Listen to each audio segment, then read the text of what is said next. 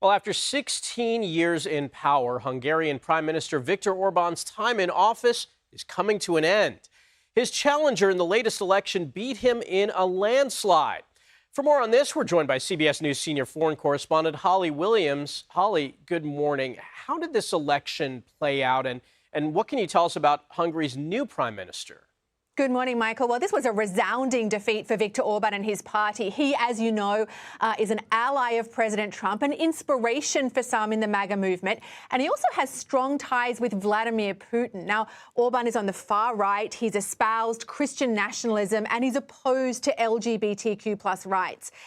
To be clear, Viktor Orbán didn't just lose this election. It was a landslide victory for the opposition party, TISA, which is led by Peter Magyar, formerly a member of Orbán's own party.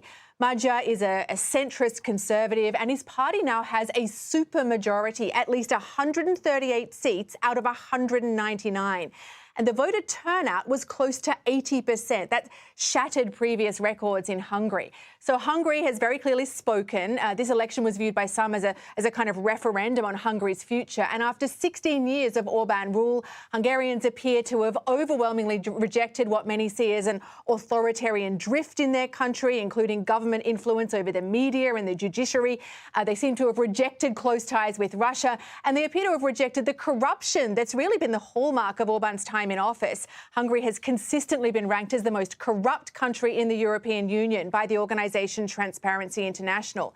Now, as you probably saw, Michael, Vice President J.D. Vance visited Hungary last week, just 5 days before the election, to show support for Viktor Orbán. Hungary had not welcomed such a high-ranking American guest in 20 years, according to Orbán. Vance accused European bureaucrats of interfering in the election, insisted that he was not in Hungary to tell Hungarians how to vote. But he also said in a barnstorming speech at a rally there, quote, "Will you stand for freedom, for truth, and for the God of our forefathers? Then, my friends, go to the polls at the weekend, stand with Viktor Orbán." And Holly, we just have a short time left, but what's been the reaction to this result? Well, this result is seen by some as showing the limits of President Trump's influence. Several US lawmakers came out welcoming Peter Magyar's victory, some of them Republicans. Here's one thing to watch out for. Hungary previously blocked a loan of over $100 billion from the European Union to Ukraine to help keep up its fight against Russia. Some expect that could now change. All right, Holly Williams, thank you.